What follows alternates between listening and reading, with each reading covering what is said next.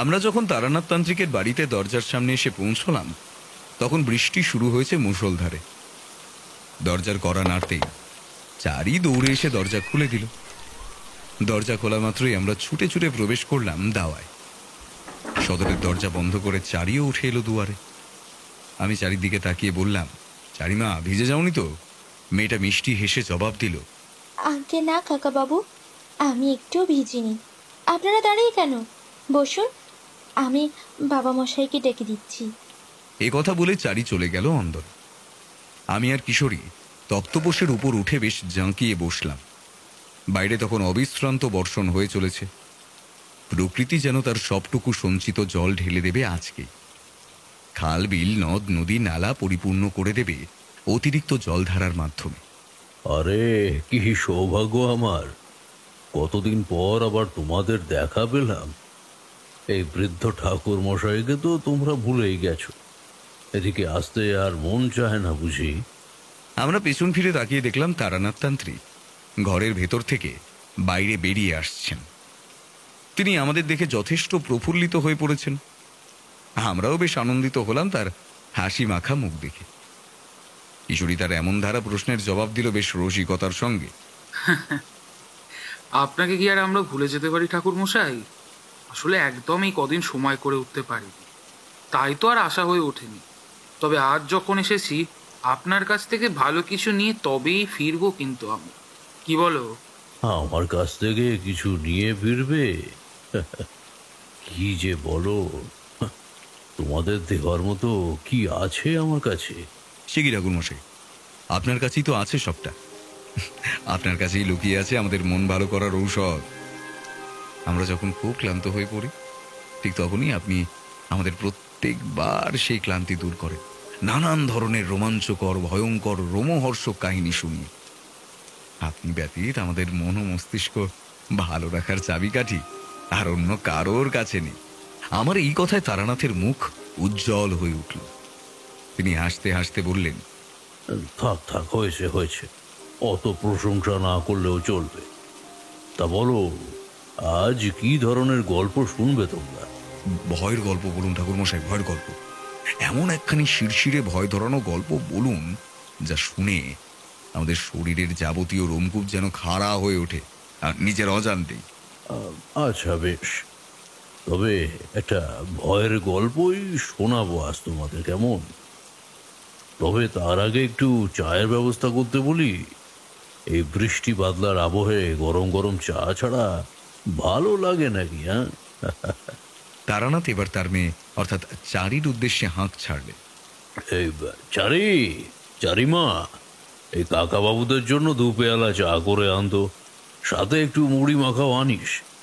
তারানাথের কথায় সম্মতিসূচক উত্তর দিয়ে চারি রন্ধনশালায় চা বসালো। আমি এবার বাসিং শোয়ের প্যাকেটটা বাড়িয়ে দিলাম ঠাকুর মশাইয়ের দিকে। সিগারেটের প্যাকেটখানা হাতে নিয়ে তারানাথ একখানা সিগারেট বের করে ফস শব্দে তা ধরিয়ে লম্বা লম্বা বার কয়েক সিগারেট টেনে বাতাসে গল গল করে একরাশ ধোঁয়া ছেড়ে বলল, তামাক বা গড়গড়ার থেকে সিগারেট তেমন খাটনি নেই খাওয়ায়। সিগারেট তেমন আড়ম্বর নেই, খালি আগুন ধরাও আর হুসুস করে টান দাও, তাই সিগারেটই এখন চলে। কথাটা বলে নিজের মনেই হেসে উঠল তারানাথ। চারি এসে গরম 2 পেয়ালা চার কিছুটা মুড়ি মাখা নামিয়ে রেখে গেল, সাথে অঙ্কুরিত ছোলা ভিজে, 2 টুকরো মেঠো শশা, কিছুটা লবণ আর কয়েকটা কাঁচা লঙ্কা। খাবার দেখে কিশোরীর জিভে জল চলে এলো। সে এক খাবলা মুড়ি তুলে বলল, আচ্ছা ঠাকুর মশাই, এবার তাহলে শুরু করুন। তারানাথ সিগারেট শেষ করে ফিল্টারটা ছুঁড়ে ফেলে দিল বাইরে। আমি বুঝলাম এবার কোনো জমজমাটি গল্প আরম্ভ হতে চলেছে। সেবার ঘুরতে ঘুরতে অজানা কোনো এক গ্রামের একটি মন্দিরে রাত কাটাবার জন্য আশ্রয় নিলাম আমি। সারা দিনের ঘুরে ঘুরে সঞ্চয় করা কিছুটা শুকনো খাবার খেয়ে সামান্য জল পান করে কাল ভৈরবকে স্মরণ করে আমি শুয়ে পড়লাম মন্দির চত্বরে। সারাদিনের পথ ক্লান্তিতে কাহিল হয়ে পড়েছিলাম, তাই তো অমন সন্ধ্যাবেলাতেই ঘুমিয়ে পড়লাম কখন যেন। ঘুমটা ভাঙলো ওই গ্রামের কয়েকজন মানুষের কথাবার্তায়। ওরা কেউই আমায় খেয়াল করেনি অন্ধকারের কারণে। ঘুম ভাঙতে ধীরে ধীরে উঠে বসলাম আমি। দেখলাম মন্দির চাতালে বসে আছে জনাচারেক পুরুষ। নিজেদের মধ্যে হাসি ঠাট্টায় ব্যস্ত তারা। তাদের বিরক্ত না করে আমি চুপচাপ বসে রইলাম আধারের মাঝে। তাদের কথাবার্তা আমার কানে আসতে থাকলো। আচ্ছা আচ্ছা ভাই বেনিমাধব, পূর্ণিমাটা কবে বলো তো? আকাশে গোল থালার মতন ঝকঝকে চাঁদ উঠেছে পূর্ণিমার তিথিতে। তো আমার গিন্নি আবার লক্ষ্মী পুজো করবে বলে মনস্থির করেছে। বাহ, এ তো বেশ জব্বর খবর। তা সুদামায়দা, বৌদিদির লক্ষ্মী পুজোর ভোগ প্রসাদ খেতে আমি নেমন্তন্ন পাবো তো? হ্যাঁ হ্যাঁ, অবশ্যই পাবে। আমার মনে হয় আর 2-3 দিন বাদেই পূর্ণিমা। ওভাবে ওরা গল্প গুজব করতে লাগলো। আমি চুপচাপ মন দিয়ে ওদের কথাবার্তা শুনছিলাম, কিন্তু একটা অদ্ভুত কথা আমার কানে আসতেই আমার গাটা কেমন যেন ছমছম করে উঠল। আর নিজেকে গোপনে রাখতে আমি পারলাম না। সকলের সামনে আত্মপ্রকাশ করতে আমি বাধ্য হলাম। ওরা স্বাভাবিকভাবেই গল্পগুজব করছিল, কিন্তু আচমকা বেনিমাধব নামের যুবকটি সুধাময় দাদার উদ্দেশ্যে বলল, এই সুধাময়দা, তোমার ছায়া এত বিশাল কেন গো? কথাটা শুনে খুব স্বাভাবিকভাবেই হকচকিয়ে গেল সুধাময়। সে প্রথমে থতমত খেয়ে কাটা কাটা ভাবে বলল, ছায়া? ছায়া বিশাল মানে? আরে হ্যাঁ গো সুধাময়দা, দেখো না, দেখো, তুমি নিজেই দেখো। আমার কথায় বিশ্বাস না হলে এমন খটখটে চাঁদনি আলোতে আমাদের প্রত্যেকের স্বাভাবিক ছায়া পড়েছে, কিন্তু তোমার ছায়া আকারে যেন অনেক লম্বা। সুধাময় এবার বেনিমাধবের কথায় হো হো করে হেসে বলল, আরে ধুর বোকা, তুই এমন করে বললি কথাটা, আমি ভাবলাম কি না কি হয়েছে হয়তো। এটাও জানিস না যে মানুষ যেভাবে অবস্থান করে তার ছায়া ঠিক তেমন ভাবে পতিত হয় ধরাতালে। আমি এরকম ভাবে বিপরীত দিকে বসে আছি, সেই কারণেই এমন তির্যক ভাবে ছায়াটা পড়েছে। তাই তো ছায়া এত লম্বাটে দেখাচ্ছে স্বাভাবিকের তুলনায়। আরে না গো সুধাময়দা, আমি বলছি শোনো, তোমার কোথাও একটা ভুল হচ্ছে। আমি বেশ কিছুক্ষণ ধরে লক্ষ্য করেছি তোমার ছায়াটা কেমন যেন একটা। দেখো না, দেখো, তোমার ছায়ার মুখমণ্ডল ঠিক যেখানে, সেখানে কেমন লাল লাল ছোট ছোট দুটো আলোর বিন্দু দেখতে পাচ্ছ না? যেন মনে হচ্ছে ওই দুটো ওই মিশমিশে কালো ছায়াটার চোখ। এছাড়াও আমি লক্ষ্য করেছি তুমি যখন হাত পা নড়াচ্ছিলে তখন কিন্তু তোমার ছায়ার মধ্যে তোমার সাথে সামঞ্জস্য বজায় রেখে হাত পা নাড়ানোর প্রতিচ্ছবি ধরা পড়েনি। সে কি? এরকম তো হবার কথা নয়। এই কথা বলে সুধাময় বেনিমাধবের কথা পরীক্ষা করার জন্য নিজের হাত নাড়াল, কিন্তু আশ্চর্যজনকভাবে সত্যি সকল বাস্তব নিয়ম অমান্য করে ওর হাতের ছায়া কিন্তু এতটুকুও নড়ল না, স্থির হয়েই থেকে গেল যেমনকার তেমন। বেশ ঘাবড়ে গেল সুধাময়। অন্ধকার ছেড়ে আমি এবার বিষয়টা পর্যবেক্ষণ করতে ওদের সামনে এসে দাঁড়ালাম। ওরা আমাকে দেখে ভূত দেখার মতো চমকে উঠল প্রথমটায়। নমস্কার, আমি তারানাথ চক্রবর্তী। সামান্য কিছু জ্যোতিষবিদ্যা করে থাকি, এছাড়াও মানুষের হস্তরেখা, ললাট লিখন বিচার করতেও সক্ষম। আমি মূলত একজন ভবঘুরে গোছের মানুষ। প্রতিদিন নানান ধরনের অচেনা জায়গায় জায়গায় ঘুরে বেড়াই, এটাই আমার কাজ। আমি এখানে রাত্রিবাস করার জন্য এই মন্দির চত্বরে আশ্রয় নিয়েছিলাম। তা তোমাদের কথাগুলো ওইখানে ওই অন্ধকারের মধ্যে বসে বসে আমি শুনছিলাম অনেকক্ষণ ধরে। কিন্তু সুধাময়ের সাথে ঘটা এই অপ্রাকৃত ঘটনা নিজের চোখে একবার যাচাই করতে কৌতূহলবশত উঠে আসতে বাধ্য হলাম। সুধাময় আর একবার নিজের হাতটা ওপর নামো করে দেখালো, কিন্তু তার ছায়ার মধ্যে কোনরূপ পরিবর্তন এলো না। বিষয়টা নিজের চোখে দাঁড়িয়ে দাঁড়িয়ে দেখলাম আমি। এরূপ ঘটনা এর পূর্বে আমি একটিবারের জন্যও দেখিনি। তবে আমি বোধহয় জানি বিষয়টা আসলে ঠিক কি ঘটছে, কিন্তু তখনই ওদের সেই সমস্ত কথা খোলসা করে বলে দিলে ওরা মারাত্মক ভয় পেয়ে যাবে, এই ভেবে আমি সবটা গোপন করে যেতে বাধ্য হলাম। এটা কি ধরনের কথা ঠাকুরমশাই? মানুষের ছায়া কি আদৌ মানুষের কায়ার বিপরীত প্রতিক্রিয়া করতে সক্ষম? আমি তো অন্তত তেমনটা শুনিনি কোনোদিন। দেখলাম কেবলমাত্র আমি একাই নই, কিশোরীও বেশ হকচকিয়ে গেছে ঘটনাটার কথা শুনে। সে বলল, একেবারে হক কথা বলেছো ভাই, বাপের জন্মে এমন ধরা কথা কখনো শুনিনি। আমাদের কথায় তারানাথ যেন একটু চটে গেল। জোরালো ভাবে সে বলল, এই পৃথিবীতে এমন অনেক অনেক ঘটনা প্রতিনিয়ত ঘটে চলেছে, যা এর পূর্বে কখনো একটি বারের জন্য সচক্ষে তা দেখনি তোমরা, কিংবা এমন অনেক বিষয় আছে যা আমাদের অতি সাধারণের কল্পনারও বাইরে। কিন্তু তাই বলে তাদের কোনো মতেই অস্বীকার করতে পারি না আমরা। আচ্ছা আচ্ছা, তা আপনি তো বললেন আপনি নাকি কি সব জ্যোতিষবিদ্যা জানেন। তা এর কি অর্থ, তা কি আমাদের একটু বুঝিয়ে বলতে পারবেন? বেণীমাধবের কথায় আমি কোনো উত্তর দিলাম না, কেবল অপলকভাবে তাকিয়ে থাকলাম সুধাময়ের দিকে। তারপর ওর উদ্দেশ্যে বললাম, সুধাময়, তোমার ডান হাতটা একবার মেলে ধরো তো দেখি আমার সামনে। সুধাময় নিজের ডান হাতের তালুটা টান টান করে মেলে ধরল আমার সামনে। পরিষ্কার স্বচ্ছ চাঁদনী আলোয় আমি যা দেখলাম তাতে আমি সম্পূর্ণ বাকরুদ্ধ হয়ে পড়লাম। দেখলাম পৃথিবীর সবচেয়ে কঠিনতম বিষয়, অর্থাৎ সুধাময়ের অকাল মৃত্যু। সুধাময়ের আয়ু আর খুবই সীমিত সময়ের মধ্যেই আবদ্ধ। জীবনের একেবারে শেষ পর্যায়ে পৌঁছে গিয়েছে সে। তোমরা তো জানোই, আমার হস্তরেখা বিচার কখনো ভুল হওয়ার নয়। তবে এই সমস্ত কিছু আমি ছেলেটাকে বলতে পারলাম না মুখ ফুটে। কি করেই বা বলবো তার অমন মৃত্যু সংবাদ? এতে যে সে আরো ভেঙে পড়বে, অসহায় বোধ করবে। বরং যা হওয়ার তা এমনিতেই হবে, সে আমি আগে থেকে ঘোষণা করি আর নাইবা করি, তাতে কি এসে যায়? আমি শুধু বললাম যে তোমাদের সামনে এক ঘোর বিপদ আমি দেখতে পাচ্ছি। বেণীমাধব দুই হাত জড়ো করে কাতর স্বরে অনুরোধের ভঙ্গিমায় বলল, তবে সেই বিপদ থেকে পরিত্রাণের উপায় আপনি আমাদের বলে দিন। কোনো চিন্তা নেই তোমাদের। যতদিন না সেই বিপদ পুরোপুরিভাবে নাশ হচ্ছে, ততদিন আমি এই গ্রাম ছেড়ে কোথাও যাব না। তোমরা এখন বাড়ি যাও, বুঝলে? বেশি রাত অবধি মোটেও বাইরে কাটিও না। আমার কথা এবার সকলে নিশ্চিন্ত হয়ে মন্দির থেকে উঠে চলে গেল যে যার বাড়ির উদ্দেশ্যে।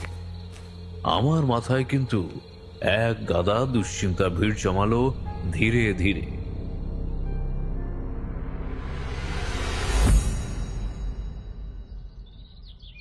পরদিন বেলার দিকে আমি মন্দির চাতালে বসে আছি। বসে বসে উদাস মনে একটু শ্যামা সঙ্গীত গাইছি। সকলই তোমারই ইচ্ছা, ইচ্ছাময় তারা তুমি। এমন সময় আমার চোখে পড়ল মন্দিরের একেবারে সামনের দিকে কয়েকটা গরু চড়ছে। সেটা মোটেও দুশ্চিন্তা বা উদ্বিগ্ন হওয়ার বিষয় নয়। দুশ্চিন্তার বিষয় হলো সেই গরুগুলোর মধ্যে একটি গরু কেমন যেন ঝিম মারা হয়ে বসে পড়ল ধপ করে মাটির মধ্যে। মাটির দিকে তাকাতেই দেখলাম গরুটার অতিকায় বিশাল ছায়া পড়েছে বেশ অনেকটা জায়গা জুড়ে। আস্তে আস্তে গরুটা কেমন যেন ছটফট করতে শুরু করল। আমি বুঝলাম ওর মধ্যে হয়তো কোনো অস্বস্তি দেখা দিয়েছে, কিংবা শরীর খারাপ করছে। এরপর সচক্ষে যেটা দেখলাম তা ছিল প্রায় অবিশ্বাস্য। গরুটার বৃহৎ ছায়া তার দেহ থেকে বিচ্ছিন্ন হয়ে গেল। মিশমিশে কালো ছায়াটা বাতাসে ভাসতে ভাসতে তার মধ্যে ঝাঁপিয়ে পড়ল। গরুটা ছটপট করতে শুরু করলো এবং একসময় ঘাড় এলিয়ে মাটির মধ্যে লুটিয়ে পড়ল। গরুটি মারা যাওয়ার পর তার ছায়াটি আস্তে আস্তে মিলিয়ে গেল। এই দৃশ্য দেখে আমার হাত পা ভয়ে পিঠের মধ্যে সেধিয়ে যেতে লাগলো। এ কার অভিশাপ নেমে এসেছে এই গ্রামের বুকে, যার কারণে কেবলমাত্র মানুষই নয়, নিরীহ পশু পাখিরাও রেহাই পাচ্ছে না। এই জগতে অনেক অনেক ক্ষতিকারক তন্ত্র সাধনা, অভিচার ক্রিয়া আছে। তাদের মধ্যে একটি উল্লেখযোগ্য হল ছায়া বিচ্ছিন্নকরণ যজ্ঞ। এই অভিচার ক্রিয়া করা মোটেও সহজ কথা নয়। কোনো শক্তিশালী তন্ত্র সাধক ছাড়া এ কাজ কারোর পক্ষে করা সম্ভব হয় না। এই অবিচার ক্রিয়ার মাধ্যমে প্রাণীকুলের দেহ থেকে ধীরে ধীরে বিচ্ছিন্ন হয়ে যায় তার নিজস্ব ছায়া। ছায়াটি হয়ে পড়ে সম্পূর্ণ স্বাধীন এবং কায়ার নিয়ন্ত্রণাধীনের বাইরে। তখন সে যা খুশি তাই করতে পারে এবং ধীরে ধীরে গ্রাস করে তথা মহা সর্বনাশ করে তার নিজের কায়ার। আমি বুঝলাম এই গ্রামের মধ্যে নিশ্চয়ই এই যজ্ঞ করেছে কেউ, যার কারণে সুধাময় সহ এই নিরীহ প্রাণীগুলোর ছায়া বিচ্ছিন্নকরণ শুরু হয়েছে ইতিমধ্যে। কিন্তু দুশ্চিন্তাজনক বিষয় হলো, এইভাবে চলতে থাকলে অল্প দিনের মধ্যেই এই গ্রাম পুরোপুরি শ্মশান ভূমিতে পরিণত হবে এবং এখানে জীবিত প্রাণী বলে আর কেউ টিকে থাকবে না। প্রতিটা ছায়া তাদের নিজ নিজ কায়াকে ধ্বংস করে দেবে। কি সাংঘাতিক! ঠাকুরমশাই এমনটাও কি বাস্তবে করতে পারে? মানে এই যে একেবারেই অবিশ্বাস্য ব্যাপার। মানে আমার নিজের ছায়াই আমাকে আস্তে আস্তে মেরে ফেলবে। আহা ঈশ্বর! তাহলে আর বলছি কি, ওই যে কথায় বলে না, বিশ্বাসে মিলায় বস্তু, তর্কে বহুদূর। তুমি যদি বিশ্বাস করো তাহলে এমনটাও বাস্তবে ঘটতে পারে। সত্যি বিষয়টা ভাবতেই যেন গায়ে কাঁটা দিয়ে উঠছে। আচ্ছা ঠাকুর মশাই, সুধাময়ের কি হলো? তাকে কি আপনি বাঁচাতে পারলেন? কিশোরী কথায় দেখলাম তারানাথ চক্রবর্তীর মুখ যেন পুরোপুরি অন্ধকার হয়ে গেল। আমি বুঝলাম উত্তরটা মোটেও ইতিবাচক হবার নয়। তারানাথ ঘাড় দুলিয়ে বলল, না গো কিশোরী, সুধাময়কে আমি বাঁচাতে পারিনি। আসলে কারো দেহ থেকে যদি একবার ছায়া বিচ্ছিন্নকরণ ঘটতে শুরু করে, তাহলে স্বয়ং ঈশ্বরেরও ক্ষমতা নেই তার মৃত্যু ঠেকানো। সেখানে আমি তো কোন ছাড়। তাহলে ঠাকুরমশাই কি ঘটলো তারপর? কি আবার ঘটবে? 3 দিনের মাথায় সুধাময়ের মৃত্যু ঘটল। একেবারে অস্বাভাবিক মৃত্যু। রোগ নেই, জ্বালা নেই, রক্তপাত নেই, হত্যা নয়, আত্মহত্যাও নয়। দুপুরের ভোজন সেরে সে একাকী কক্ষে শয়ন করছিল, ঠিক সেই সময় তার মৃত্যু ঘটে। বাকিদের কাছে বিষয়টা অজানা ধরা থাকলেও আমি কিন্তু সবটাই বুঝলাম যে কিভাবে সুধাময় মারা গেল। আহারে, এমন জলজান্ত মানুষটার এমন অকাল মৃত্যু ঘটল। এখনই এত কাতর হয়ে পড়লে, সুধাময় ছিল ওই গ্রামের প্রথম শিকার। এরপরেও ঘটতে থাকলো একাধিক প্রাণীর মৃত্যু।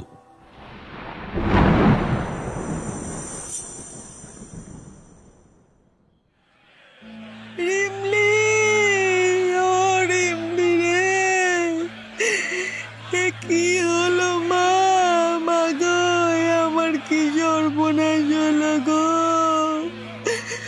আমার মেয়েটা বিকালেও খেলাধুলা করে বাড়ি ফিরলো, তবে এই 3 সন্ধ্যাবেলায় এমন ধরপড় করে মারা গেল কিভাবে? ওগো, আমার কি সর্বনাশ হলো গো! তোমরা কে কোথায় আছো গো? শিগগিরই দেখে যাও। এদিকে সব ছারকার হয়ে গেল, আমি সর্বশান্ত হয়ে গেছি গো। হ্যাঁ গো রিমলির মা, এত কিছু ঘটলো আর তুমি টেরও পেলে না কিচ্ছুটা? বলি, তোমার মেয়েটার যে গত 2 দিন ধরে এক বিভৎস অদ্ভুতরে ছায়া পড়ছিল, তা তুমি একটিবারের জন্য খেয়াল করোনি? কি বলছো গো দিদি? অদ্ভুতরে ছায়া মানে? সেটা আবার কি? ও মা, তুমি তুমি শোনোনি নাকি সে কথা? আমাদের গ্রামের অনেকের মধ্যেই নাকি এই সমস্যা দেখা দিয়েছে। এটা আসলে সমস্যা নাকি অন্য কিছু তা ঠিক আমি বলতে পারবো না। তবে আমার মেয়েটা বলছিল রিমলির সাথে খেলা করার সময় ও খেয়াল করেছে ওর ছায়া নাকি বিভৎস ডাকিনীর মতো আকৃতি নিয়েছিল বার কয়েক। এবং ওই ছায়া যেন বারবার গলা টিপে ধরার চেষ্টা করছিল রিমলির। আমি যখন রিমলিদের বাড়ির সদরে গিয়ে পৌঁছালাম তখন বেশ লোক জড়ো হয়ে গেছে। ছোট বাচ্চা মেয়েটার মরদেহকে কেন্দ্র করে ভেঙে পড়েছে আত্মীয় স্বজনদের পাগল পাড়া কান্না। মৃত মেয়েকে বুকে জড়িয়ে ধরে হা হুতাশ করছে ওর মা। বাচ্চা মেয়েটার ফ্যাকাশে মুখটা দেখে আমার ভারী মায়া হলো। আমি সিদ্ধান্ত নিলাম, আর না, এবার আমাকে কিছু একটা করতেই হবে। এইভাবে হাত পা গুটিয়ে বসে থাকলে একের পর এক নিরীহ মানুষ মরতেই থাকবে, কিন্তু সেটা হতে দিলে মোটেও তো চলবে না। আমি তাই সেই দিনই ওই গ্রামের সকলকে দুর্গা মন্দিরে এক আলোচনা সভার জন্য তলব দিলাম এবং যথাসময় উপস্থিত হলো ওই গ্রামের গণ্যমান্য ব্যক্তিবর্গ সহ ছোট বড় প্রত্যেকে। দেখুন, আজ আমি আপনাদের সকলকে এখানে আহ্বান জানিয়েছি, তার একটি বিশেষ কারণ রয়েছে। আমি অনুধাবন করতে পেরেছি এই সকল মৃত্যুগুলির প্রকৃত কারণ কি, অর্থাৎ এই সব রহস্যময় ছায়া মৃত্যুর পিছনে ঠিক কোন কারণ লুকিয়ে আছে। বিষয়টা আমাদের মোটেও হালকাভাবে নিলে কিন্তু চলবে না, তাহলে কিন্তু ভয়ানক বিপর্যয় নেমে আসতে চলেছে আপনাদের গ্রামের বুকে। এই অপমৃত্যুর হাত থেকে না মুক্তি পাবে এই গ্রামে কোনো মানুষ, না মুক্তি পাবে কোনো পশু পাখি জীবজন্তু কীটপতঙ্গ পর্যন্ত। গোটা গ্রাম কিন্তু ছারকার হয়ে যাবে, ধূলিসাৎ হয়ে যাবে সবকিছু, শ্মশানপুরীর মতো খাঁ খাঁ করবে গোটা তল্লাট। আমি দেখলাম উপস্থিত সকলের চোখে মুখে রীতিমতো ত্রাস নেমে এসেছে। তারা যেন নিজেদের অনিশ্চিত ভবিষ্যৎকে দুই চোখের সামনে দেখতে পাচ্ছে।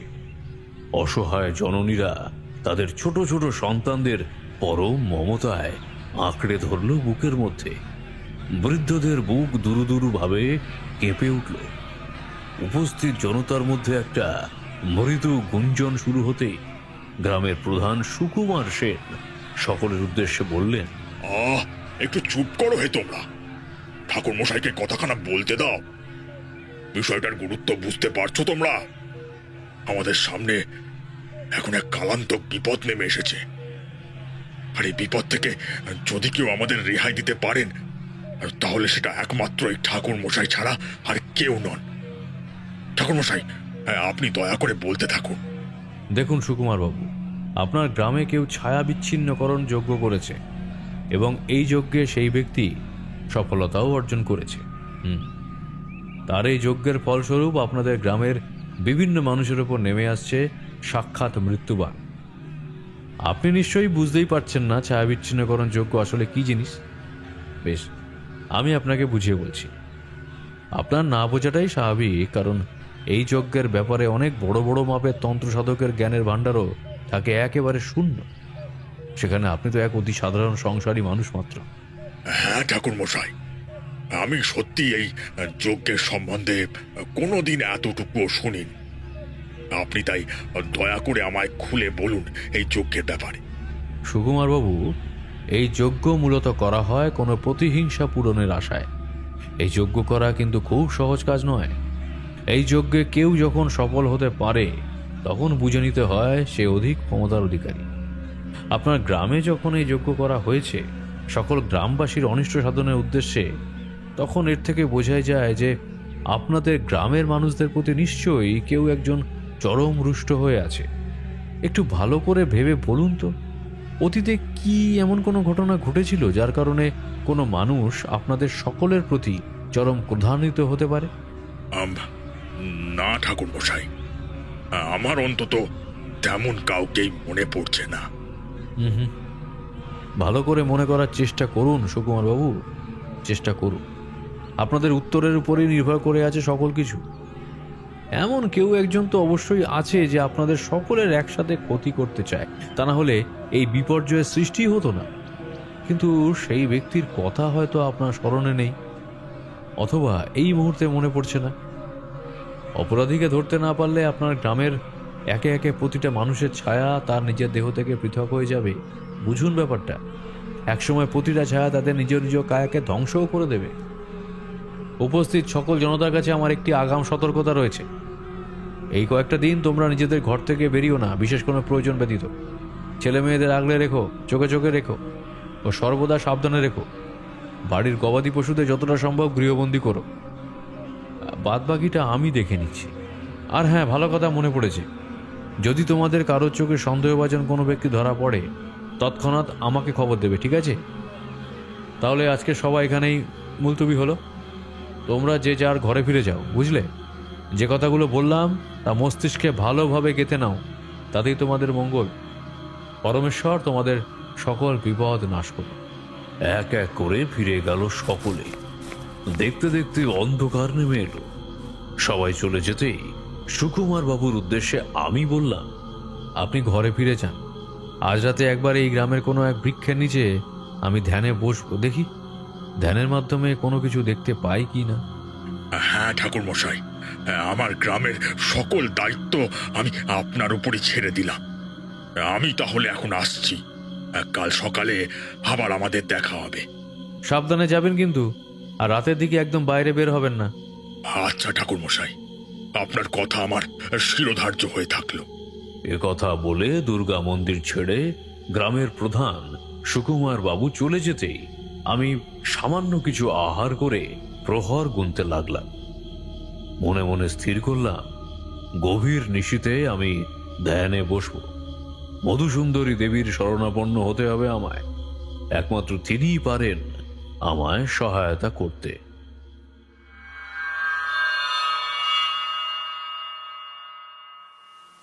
আমি বাইরের দিকে তাকালাম। বৃষ্টির বেগ আরো বেশ খানিকটা বেড়েছে। ঝমঝম শব্দে মুষলধারে বর্ষণ হয়ে চলেছে ক্রমাগত। বৃষ্টির জলের কারণে চারপাশের পরিবেশ পুরোপুরি ঝাপসা দেখাচ্ছে। কেবলমাত্র বিশাল বিশাল নারকেল তাল আর সুপারি গাছের মাথাগুলো আন্দোলিত হচ্ছে ঝড়ের সঙ্গে সঙ্গে, তালে তাল মিলিয়ে এদিক থেকে ওদিকে। মেঘলা আবহাওয়ার কারণে খুব তাড়াতাড়ি অন্ধকার নেমে আসছে চরাচর জুড়ে। তারানাথ তান্ত্রিক এবার উঠে দাঁড়াল। আচ্ছা, আমরা বুঝলাম হাসর জমাতে গড়গড়াখানার খুব প্রয়োজন হয়ে পড়েছে। তারানাথ তান্ত্রিক এবার চলে গেলেন বাড়ির অন্দরে। আমি আর কিশোরী একে অপরের প্রতি মুখ চাওয়াচাওয়ি করে বসে রইলাম। খানিক বাদে কাশতে কাশতে ঠাকুরমশাই এসে বসলেন আমাদের সম্মুখ ভাগে। গড়গড়ায় লম্বা একখানা টান দিয়ে শূন্যে গল গল করে অফুরন্ত ধোঁয়া ছেড়ে ফের গল্পের মধ্যে মনোনিবেশ করলেন তিনি। সেরাতে আমি একাকী বেরিয়ে এলাম। এদিকে সেদিকে অন্ধকারে হাঁটতে হাঁটতে একটা জায়গায় এক গাছের তলায় পদ্মা আসনে বসে দেবীর নাম জপ করতে লাগলাম। ধীরে ধীরে কেমন যেন একটা ঘোরের মধ্যে তলিয়ে গেলাম আমি। আমার সকল হিতাহিত জ্ঞান, চেতনা, ভালো মন্দ, বাছ বিচার সবকিছু যেন একাকার হয়ে যেতে লাগলো। কতক্ষণ সেভাবে চোখ মুদিত করে বসেছিলাম তা আমি জানি না। তবে এক সময় আমার বন্ধ আঁখি যুগলের সামনে আচমকা একটা দৃশ্যপট ফুটে উঠল। অদ্ভুত কিছু খাপছাড়া দৃশ্য, বুঝলে হে কিশোরী? সেই সকল দৃশ্যের মাথা মুন্ডু আমার কিছুই না বোধগম্য হলো না। আমি দেখলাম একটা পুরুষের মুখ, তবে সেই পুরুষটি যে মোটেও সাধারণ কোনো পুরুষ নয় তা আমি বেশ বুঝলাম প্রথম দর্শনে। পুরুষটির মাথার বড় বড় চটা বটগাছে ঝুড়ির মতো নেমে এসেছে মুখে, গাল বেয়ে বক্ষদেশে, ঘাড় ছাপিয়ে পিঠে। তার চক্ষুদয় লাল টকটকে, যেন সে কোনো নেশায় আসক্ত। তার চোয়াল শক্ত, মুখে দাড়ি গোঁফের জঙ্গল, পরনে কালো বস্ত্র, আর হাতে ধরা বিভৎস এক দণ্ড, যে দণ্ডের মাথায় গাঁথা রয়েছে একটি মৃত মহিষের বৃহৎ মাথা। শেষ মুহূর্তে আমার মনে হলো পুরুষটি যেন এক কুটিল শয়তানি হাসি হাসছে আর বলছে, কাউকে ছাড়বো না আমি, একটিও প্রাণ জীবিত থাকবে না।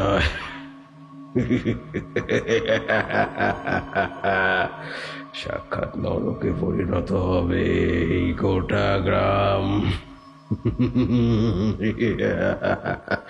বংশ প্রদীপ চালানোর মতো কেউ থাকবে না।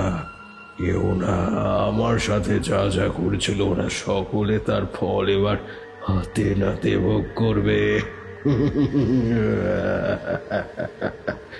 5 বছর দীর্ঘ সাধনা করে একাধিক ক্ষতিকারক কালো গুপ্তবিদ্যা নিজের আয়ত্তে এনেছি আমি। তা কি আর এমনি এমনি নাকি?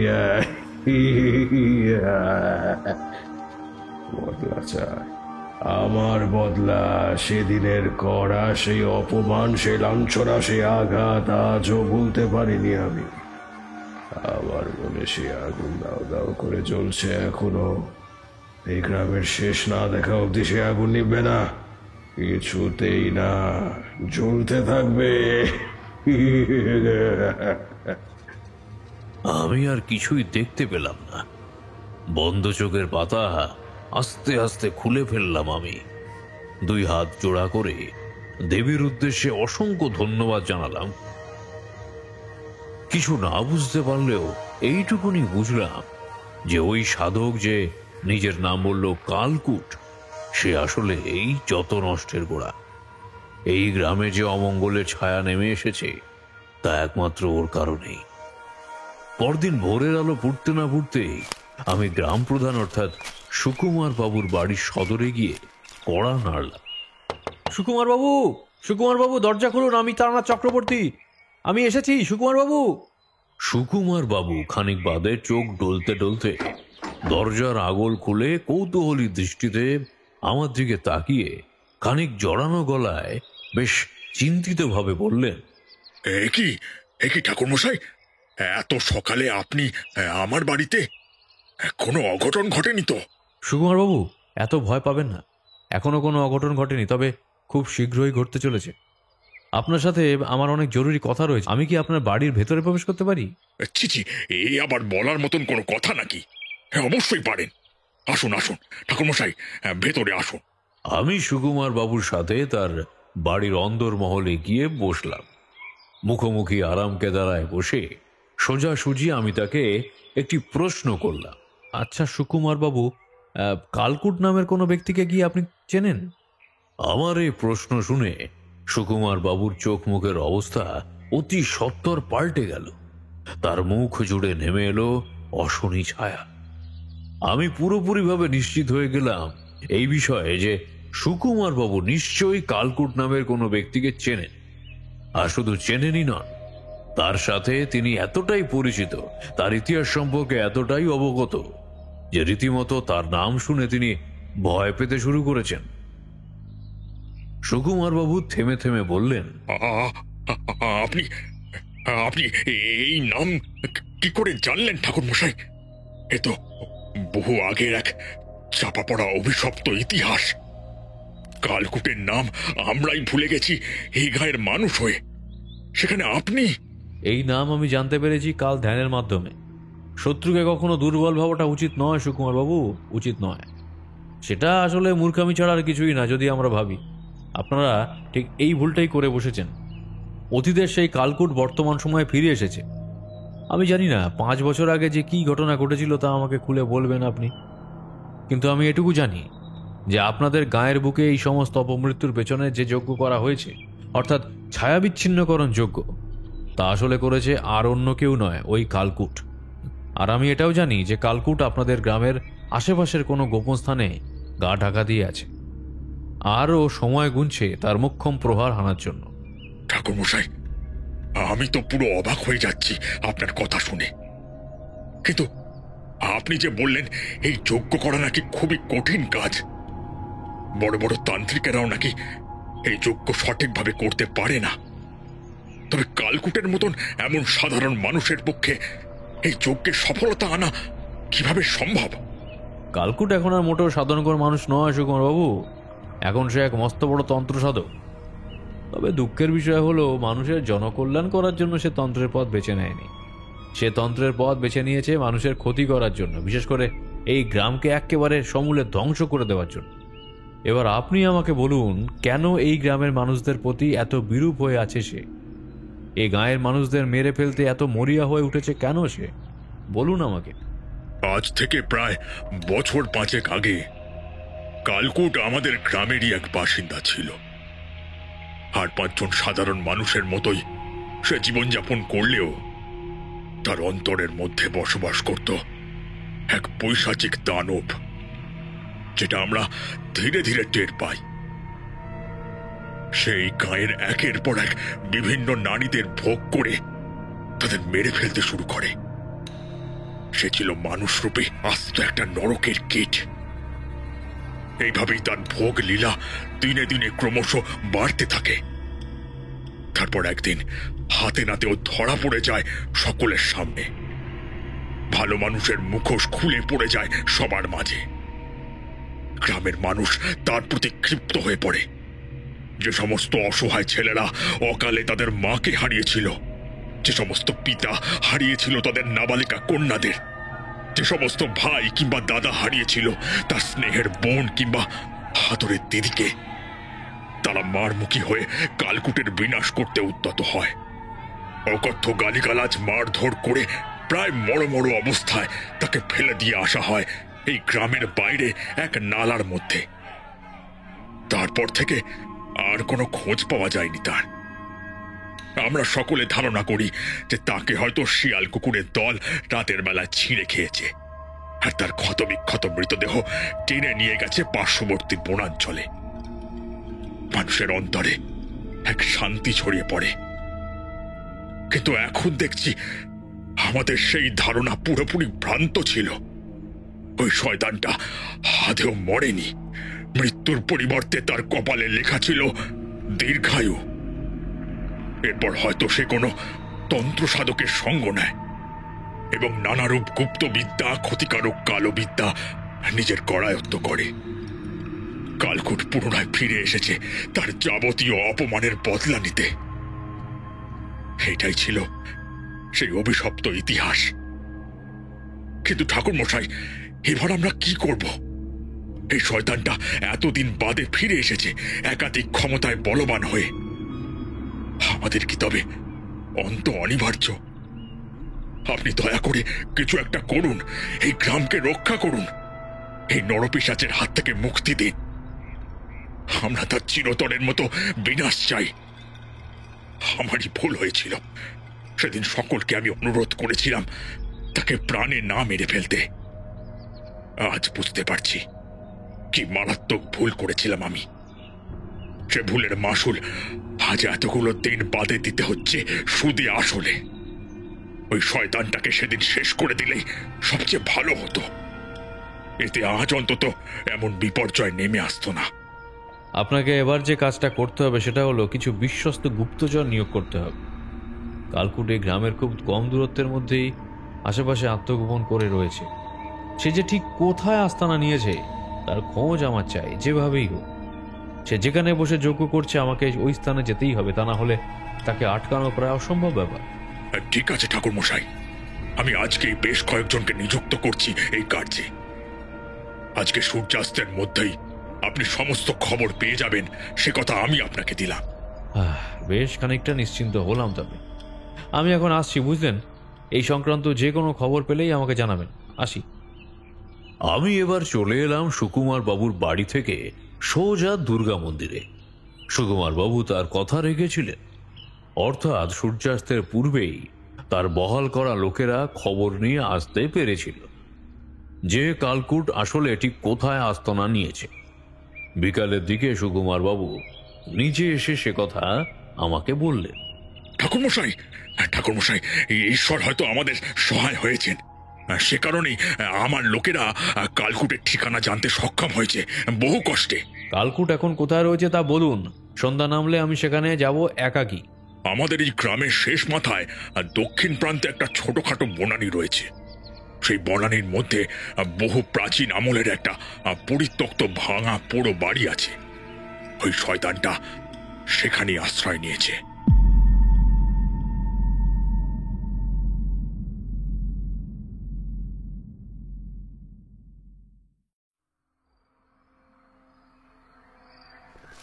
সন্ধ্যা যখন গাঢ় হলো, আমি তখন সম্পূর্ণ একলা রওনা দিলাম সেই বনের উদ্দেশ্যে। যাওয়ার আগে নিজের গাত্রবন্ধন করে নিতে বিন্দুমাত্র ভুল আমার হলো না। কাল ভৈরব এবং দেবীকে স্মরণ করে আমি সেই পথে পা বাড়ালাম। সুকুমার বাবুর বলে দেওয়া ঠিকানা অনুযায়ী আমি একসময় নির্জন নৈশকালীন বনের মধ্যে প্রবেশ করলাম। আমার চারিধারে শুধুই বড় বড় বৃক্ষের সারি। অন্ধকারের কারণে পথঘাট কিছুই দেখা যায় না। শুকনো পাতায় পা পড়তেই খড়মড় শব্দ হতে লাগলো। মাথার উপরের গাছের মধ্যে একটা সরসর শব্দ হতে ঘাড় উঁচিয়ে উপরের দিকে তাকালাম আমি। কোনো কিছু নজরে না পড়লেও গাটা কেমন যেন অস্বাভাবিক রকমের ছমছম করে উঠল। বহু বহু দূরে ডেকে উঠল রক্তলোলু বায়নার দল। মাথার উপরে বনবন করে শিকারের উদ্দেশ্যে পাক খেলো কয়েকটা নিশাচর পাখি। আমি প্রায় নিঃশব্দে আবার হাঁটা শুরু করলাম। বেশ অনেকটা যাওয়ার পর এবার নজরে পড়ল সেই পোড়ো ভাঙা বাড়িটা। আমার ঠোঁটের কোণের হাসির রেখা ফুটে উঠল। আমি মনে মনে প্রস্তুত হলাম যে এতক্ষণে সেই শয়তান কালকুটের সাথে সাক্ষাৎ হবে আমার, এই ভেবে। সেই সাক্ষাৎটা যে মোটেও শুভ হবে না তা বলে দেওয়ার বিন্দুমাত্র অপেক্ষা রাখে না। অশুভ শক্তির সাথে শুভ শক্তির এক মহা সংঘর্ষ হতে চলেছে।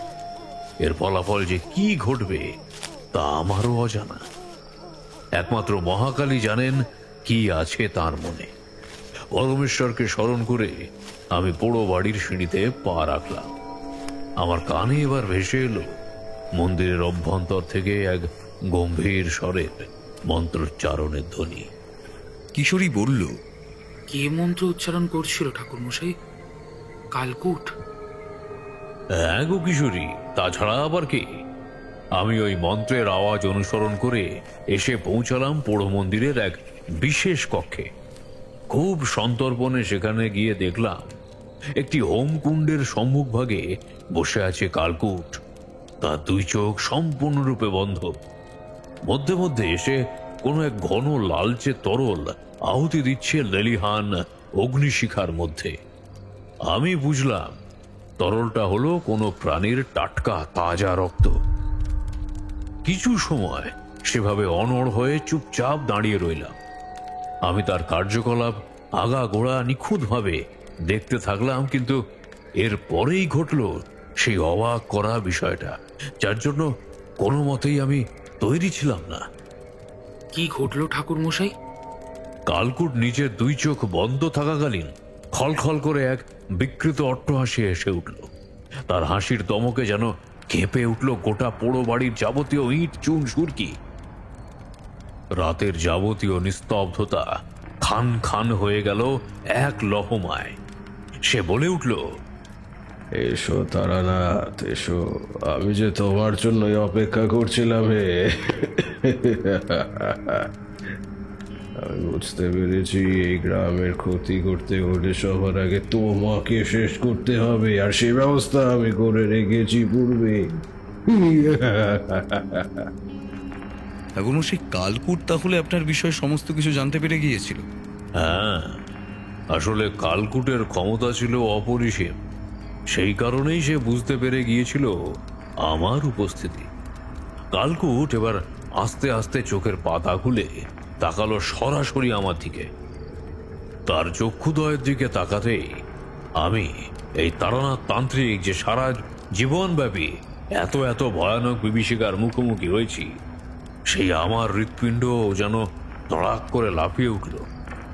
গলগণ্ডটা দুবার ওঠানামা করলো মারাত্মক ভয়ে।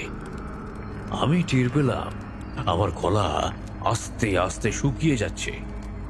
হাতের তালু ঘর্মাক্ত হয়ে উঠছে ধীরে ধীরে। কি প্রাণঘাতী সে তার চোখের দৃষ্টি! এরূপ দৃষ্টি যে আদৌ কোনো জীবিত প্রাণীর হতে পারে তা আমার এর পূর্বে জানা ছিল না। কালকুটের চোখের মণি বলে কিছু নেই, কেবলমাত্র টকটকে লাল দুটি চেরা চোখ গনগনে আঁচের মতো একভাবে তাকিয়ে আছে আমার দিকে। তার চোখে যেন এক পৈশাচিক জিঘাংসা ঝিলিক দিয়ে উঠছে ক্ষণে ক্ষণে। বিকট অট্টহাসি হাসতে হাসতে সে পুনরায় বলল, তারানাথ, তারানাথ তান্ত্রিক, আজ তুই আমার মৃত্যুকে স্বেচ্ছায় আহ্বান জানিয়েছিস। আমার কাছে নিচে থেকে এসে তুই জীবনের সবচেয়ে বড় ভুলটা করলি। এই ওদের মাসুল তোকে দিতেই হবে, নিজের প্রাণের বিনিময়ে।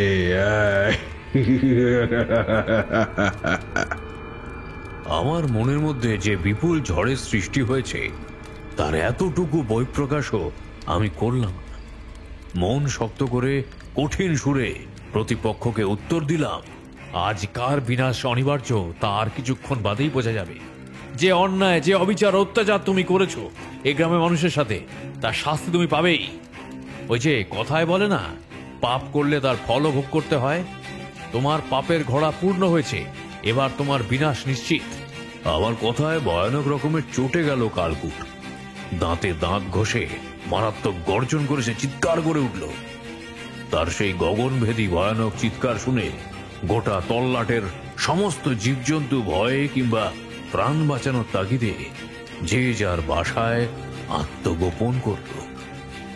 আকাশের চাঁদ যেন নিজেকে ঢেকে ফেলল মেঘের আড়ালে। সে বা দু চোখ বন্ধ করে বিড়বিড় করে কোনো এক গুপ্ত মন্ত্র পাঠ করতে লাগলো। আমি বুঝলাম সে আমার প্রতি আঘাত হানতে চলেছে। আমি নিজের গাত্রবন্ধনকে আরো জোরালো করে তুললাম। কালকুট এবার নিজের ডান হাতটা আমার দিকে বাড়িয়ে দিল। সাথে সাথেই একটা চোখ ধাঁধানো লালচে তীব্র রশ্মির ছটা তীরের বেগে ছুটে এলো আমার দিকে। কিন্তু গাত্রবন্ধন থাকার কারণে আমার চারিধারে যে সূক্ষ্ম অদৃশ্য প্রাচীর তৈরি হয়েছিল সেখানে এসে পুরোপুরিভাবে ধ্বংস হয়ে গেল তা। কালকুট পুনরায় চোখ মুদিত করে আরো শক্তিশালী কোনো মন্ত্র উচ্চারণ করল। এবার তার দিক থেকে দ্বিতীয়বারের জন্য ছুটে এলো একটা সবজেটে রশ্মি।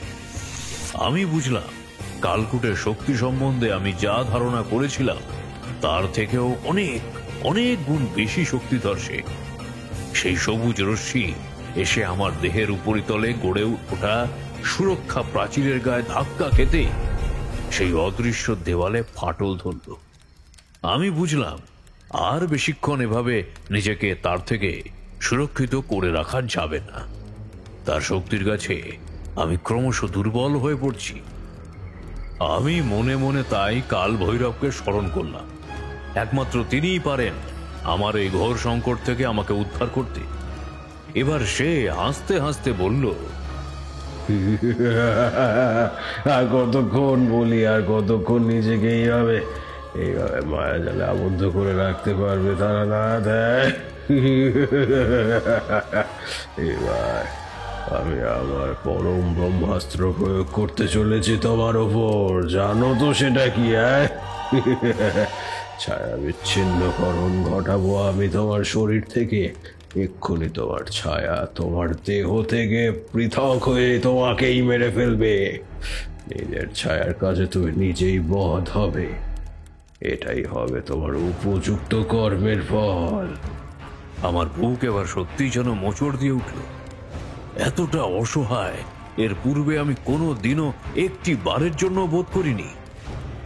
কালকুট এবার তার সর্বশক্তি দিয়ে মন্ত্র উচ্চারণের মাধ্যমে তৈরি করতে লাগলো তার মোক্ষম ব্রহ্মাস্ত্র। আমি কেবল চোখ বন্ধ করে এক মনে আমার ইষ্ট দেবতাকে স্মরণ করলাম। আমার পরমেশ্বর আমায় সেবা রক্ষা করেছিলেন। চোখ খুলতেই আমি দেখলাম একটা বিশাল আকৃতির স্বচ্ছ পুরুষ মূর্তি আমার সামনে এসে দাঁড়িয়েছে। তার গা থেকে ছড়াচ্ছে তীব্র এক ফুরফুরে মাদকতাময় সুগন্ধ। পুরুষটির দেহ সঠিকভাবে বোঝা যায় না, তবে তার হাতে ধরা আছে একটি হাড়ের দণ্ড। আমার চারপাশ থেকে ভেসে আসছে শত শত শুকরের দলবদ্ধ ডাক। আমার দুই হাত সহজাতভাবেই একত্রিত হয়ে গেল। চোখের কোণ থেকে ফোঁটা ফোঁটা অশ্রুবাড়ি গড়িয়ে পড়ল গাল বেয়ে। এত সৌভাগ্য আমার যে সত্যি কাল ভৈরব এসেছে আমায় রক্ষা করতে। কালকুটের মতো পাপিষ্ঠের চোখে এই সমস্ত কিছু ধরা পড়ল না। সে হাসতে হাসতে তার পরম ব্রহ্মাস্ত্র নিক্ষেপ করতে কাল ভৈরবের গায়ে সে তা ধাক্কা খেয়ে তীর বেগে ছুটে চলে গেল তার নিজের দিকে। নিজের নিক্ষেপ করা ব্রহ্মাস্ত্রে ঘায়াল হয়ে পড়ল সে নিজে। তার হাসি মিলিয়ে গেল পুরোপুরিভাবে। বুক ফাটা বিকট শব্দে চিৎকার করে উঠল সে। তার দেহ থেকে সমস্ত কালো ছায়া বাইরে বেরিয়ে এসে শক্ত করে ওর গলা চেপে ধরল নাগ পাশের মতো। কালকুটের বিকৃত ছায়া ধীরে ধীরে গ্রাস করলো তার কায়াকে। পুরোপুরিভাবে ধ্বংস হয়ে গেল সে।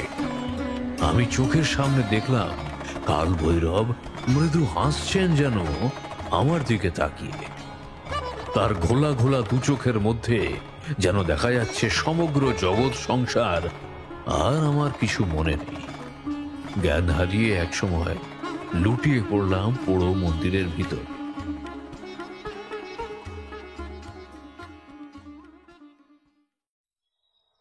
জ্ঞান যখন ফিরল তখন ভোরের আলো ফুটে উঠেছে।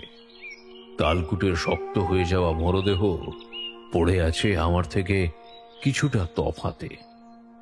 পরমেশ্বরের উদ্দেশ্যে আমি প্রণাম জানিয়ে সুকুমার বাবু সহ গ্রামের সকলকে ডেকে নিয়ে এলাম সেখানে।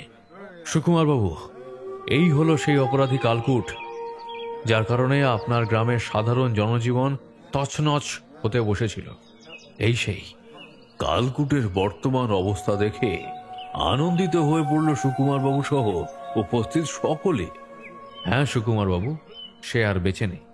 পাপের ঘড়া পূর্ণ হলে সকলেরই একদিন সময় আসে ধ্বংস হওয়ার। কালকুটের পাপের ঘড়া পরিপূর্ণ হয়ে গিয়েছিল, তাই ঈশ্বর তাকে শাস্তি দিয়েছেন। যে সে কোনো শাস্তি নয়, একেবারে মৃত্যুদণ্ড। নিজের তৈরি অস্ত্রই প্রাণ নিয়েছে তার। সুকুমার বাবু, আর কোনো ভয় নেই। আপনাদের এই গ্রাম আজ থেকে সম্পূর্ণ নিরাপদ। তবে আপনার কাছে একটি অনুরোধ, এই মরদেহটির কোনো ব্যবস্থা করুন। যতই হোক সে এককালে এই গ্রামেরই মানুষ ছিল, তাই মানবতাবাদের খাতিরে এইটুকু দায়িত্ব আপনাকে নিতেই হবে। যাক বাবা, নিশ্চিন্ত হওয়া গেল। সুকুমার বাবু, এবার তাহলে আমায় বিদায় দিন। আর এখানে থাকতে আমি পারবো না। আমাকে আবার যাত্রা করতে হবে অনন্তের উদ্দেশ্যে। এ আবার কেমন ধারা কথা ঠাকুর মশাই? হ্যাঁ, আজই আপনি চলে গেলে কি করে হবে? কয়েকটা দিন আমাদের আপনাকে সেবা করার অন্তত সুযোগ দিন। সমস্যা মিটে গেলে আমি মূলত আর সেখানে বেশি দিন থাকি না সুকুমার বাবু। তবে আপনি যখন আমায় এমনভাবে অনুরোধ করছেন, তখন না হয় একটি দিন এখানে কাটিয়ে তারপর যাব আমি। এইভাবেই সেইবার ওই গ্রাম রক্ষা পেয়েছিল কালকুটের মতো এক শয়তানের হাত থেকে। তবে কায় মনোবাক্যে স্বীকার করতেই হয়, সেদিন যদি কাল ভৈরব আমায় সাহায্য না করতেন, তাহলে হয়তো এই সমস্ত কিছুই বাস্তবে সম্ভব হতো না। আর হয়তো আমিও এখানে বসে তোমাদের এই অভিজ্ঞতা বলতে পারতাম না। একটা দিন ওদের গায়ে কাটিয়ে তারপর আমি রওনা দিয়েছিলাম পুনরায়। তাহলে কেমন লাগলো আজকের এই কাহিনী? কিশোরী, তোমার ভালো লেগেছে তো? হ্যাঁ ঠাকুর মশাই, অত্যন্ত ভালো লেগেছে। আপনার এমন দ্বারা গল্প শোনার লোভেই তো বারবার ছুটে আসে এখানে। চলো হে ভায়া, তাহলে ওঠা যাক। এই সময় বৃষ্টিটাও একটু কমেছে বলে মনে হচ্ছে। ঠিকই বলেছো হে। ঠাকুর মশাই, আজ তাহলে আমরা উঠলাম, আবার অন্য কোনো একদিন আসবো না হয়? আচ্ছা, বেশ বেশ, এসো। সাবধানে যেও কিন্তু। আগে হ্যাঁ ঠাকুর মশাই, আবার আসবো। এবারে আমি আর কিশোরী ঠাকুর মশাইকে প্রণাম জানিয়ে তার ঘর থেকে বেরিয়ে এলাম। বৃষ্টি ভেজা রাস্তা ধরে হাঁটতে লাগলাম আমরা দুজনে। আজকের গল্পটা বেশ আলাদা ধরনের ছিল, তা মানতেই হবে। গল্প শুনে আমি আর কিশোরী বেশ সন্তুষ্ট মনে হাঁটতে হাঁটতে বাড়ি ফিরে এলাম।